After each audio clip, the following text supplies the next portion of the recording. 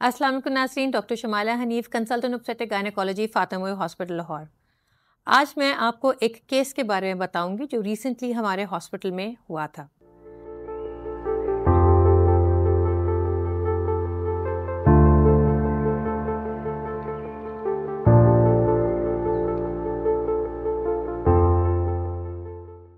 ये एक ovarian cyst का केस है। अमूमन आप सब जानते होंगे कि ओवेरियन सिस्ट जो है एक कॉमन प्रॉब्लम यंग ख़वातीन जो कि अपनी 20s, 30s और इवन 40s की एज में इनको हो सकती है।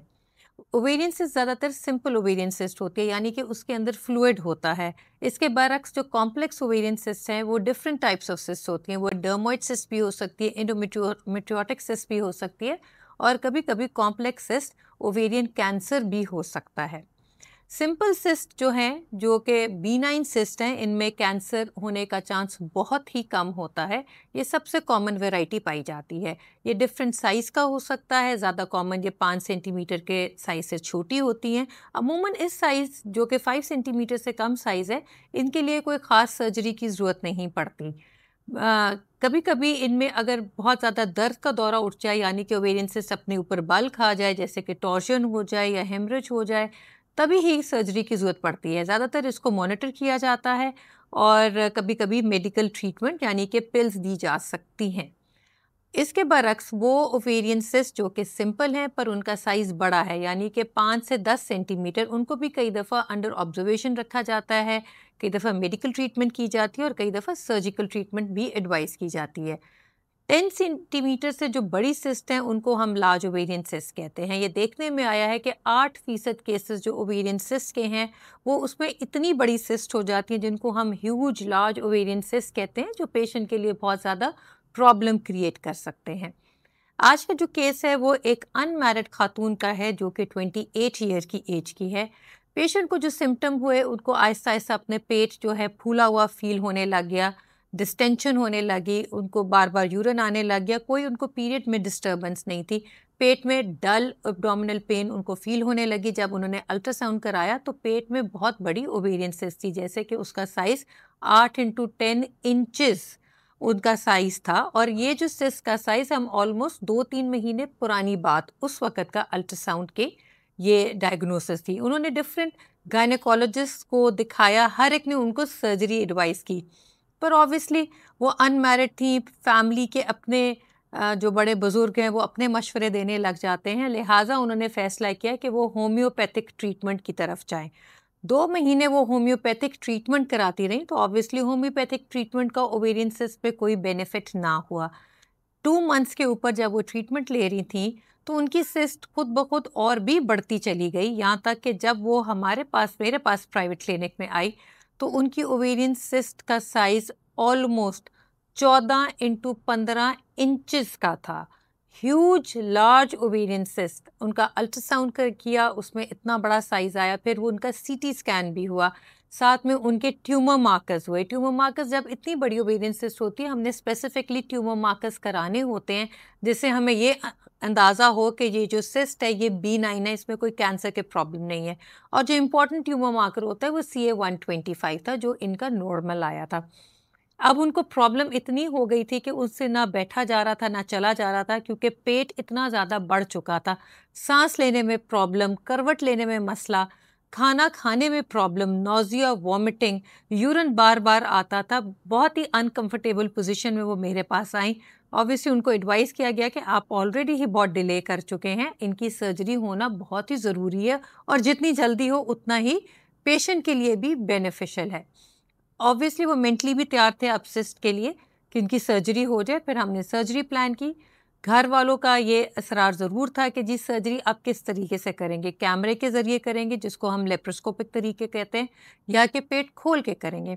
जब इतनी बड़ी ओवेरियन सिस्ट होती हैं तो उसमें कई दफ़ा हम लिप्रोटमी यानी कि ऑपरेशन जो है पेट खोल के करने की तजवीज़ देते हैं, क्योंकि वो इतनी बड़ी सिस्ट जो है लेप्रोस्कोपिकली कई दफ़ा ऑपरेट करना मुश्किल हो जाता है। बहरहाल फिर भी हमने उनकी कंसेंट ली कि हम लेप्रोस्कोपिक ट्राई करेंगे। इन केस हमसे ना हो सका तो हम उसको कन्वर्ट करके पेट खोल लेंगे।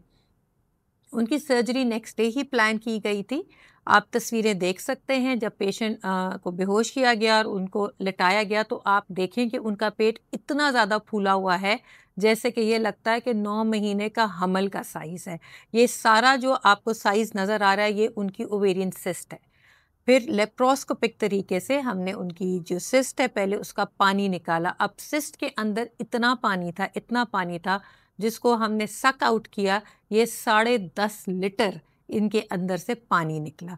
फिर हमने इनकी जो सिस्ट वॉल है वो हमने निकाली लिगाशोर से, कैमरे के ज़रिए ही इनकी निकाली। और शुक्र है कि इनका खैरियत से लेप्रोस्कोपिक के तरीके से ही इनकी सर्जरी की गई। ऑब्वियसली जब इतनी बड़ी ओवेरियन सिस्ट होती है तो कैमरे के ज़रिए जो सर्जरी है पेशेंट के लिए तो बेनिफिशियल होती है, पर anaesthesia time point of view ज़रा लंबा हो जाता है, सर्जरी ज़रा लंबी हो जाती है। जैसे इन पेशेंट में ऑलमोस्ट हमें 2 से सवा 2 घंटे लगे कि इतनी बड़ी सिस्ट को पहले ड्रेन करना और फिर उसको सिस्ट को निकालना। उनकी ओवरीज को कंजर्व कर लिया गया। जैसे ये लेफ़्ट ओवेरियन सिस्ट थी, लेफ़्ट ओवरी उनको वापस स्टिच करके नॉर्मल उनकी हो गई और राइट ओवरी इनकी वैसे ही नॉर्मल थी, यूट्रस इनका नॉर्मल साइज़ का था। अब आप बाद की भी पिक्चर देखें कि उनका बिल्कुल पेट जो है बिल्कुल नीचे हो गया, सारी सिस्ट निकल गई और वो पेशेंट खुद ही बहुत स्किनी थी तो पतला उनका खुद ही बहुत ज़्यादा पतली हो गई और पेट बिल्कुल साथ ही लग गया। तो टेक होम मैसेज क्या है? जब किसी खातून की ओवेरियन सिस्ट की डायग्नोसिस हो, अल्ट्रासाउंड में पता चले कि इतनी बड़ी ओवेरियन सिस्ट है, तो मोस्ट लाइकली ज़्यादातर ऐसे केसेस में सर्जरी ही की एडवाइस होती है, क्योंकि कोई ऐसी दवाई नहीं है जो इतनी बड़ी सिस्ट को ख़त्म कर सके। पेशेंट खुद भी, उनके रिश्तेदार, अब उनको ये ज़रूर ख्याल आया कि जी उन्होंने 2 महीने वेस्ट कर लिए एक होम्योपैथिक ट्रीटमेंट में, क्योंकि घर वालों ने मशवरा दिया कि अनमैरिड बच्ची है तो इसकी आप सर्जरी ना करवाएं। तो ये कहने का मकसद ये है कि कई दफ़ा सर्जरी कराना बहुत ही ज़रूरी होता है। उसमें हम कई मैरिड अनमैरिड को नहीं देखते, पेशेंट की कंडीशन देखते हैं कि उनके लिए इतना अनकंफर्टेबल हो गया और कोई मेडिकल ट्रीटमेंट नहीं है जो कि इतनी बड़ी सिस्ट को निकाल सके। 2 महीने का डिले हुआ, पेशेंट अननेसेसरी एग्नी में रही, तकलीफ़ में रही, इस उम्मीद से कि शायद दवाइयों से ठीक हो जाए, तो ये सिस्ट दवाइयों से ठीक नहीं होने वाली। और दूसरा टेक होम मैसेज ये है कि अगर आप पहले अपने डॉक्टर्स जिनको भी आप दिखाते हैं, आप उनसे मशवरा कर लें कि अगर लेप्रोस्कोपिक तरीके से आपकी सिस्ट निकाली जा सकती है तो वो ज़्यादा अच्छा है, ताकि पेशेंट की रिकवरी जल्दी हो। लेप्रोस्कोपिक तरीके से 1 से 2 दिन ही हमें हॉस्पिटल में दाखिल करना पड़ता है और 1 हफ्ते के बाद पेशेंट अपने रोज़मर्रा की जो काम काज है उस पे वापस रिज्यूम कर सकती हैं। इसके बरक्स जिनकी लेप्रोटमी होती है, यानी कि पेट खोल के जिनकी सर्जरी होती है, उनको अमूमन 2 से 3 दिन हम अस्पताल में रखते हैं और फिर उनको ऑलमोस्ट 4 हफ्ते के लिए बेड रेस्ट एडवाइस करते हैं। 4 हफ्ते के बाद वो अपनी रोज़मर्रा की एक्टिविटीज़ को रिज्यूम कर सकते हैं। तो इस तरीके से लेप्रोस्कोपिक पेशेंट के लिए ज़्यादा बेनिफिशियल होता है, उनका रिकवरी टाइम जल्दी होता है। पर ये ज़रूर आप मशवरा कर लीजिए कि आपके जहाँ भी आप दिखा रहे हैं वहाँ लेप्रोस्कोपिक सर्जरीज़ की फैसिलिटीज़ हैं या नहीं। और दूसरा इम्पॉर्टेंट है कि अगर किसी जानने वाले की या आपकी फैमिली में किसी की लार्ज ओवेरियन सिस्ट है तो उनकी शायद सर्जरी की ज़रूरत हो, आप प्लीज़ अपना टाइम वेस्ट ना करें। पेशेंट की कॉम्प्लिकेशंस और प्रॉब्लम के चांसेस बढ़ने लग जाते हैं। मैं उम्मीद करती हूँ कि आपको ये वीडियो पसंद आई है। इसको लाइक करें, शेयर करें, सब्सक्राइब करें। अब तो बहुत सारा ख्याल रखें, खुश रहें। अल्लाह हाफ़िज़।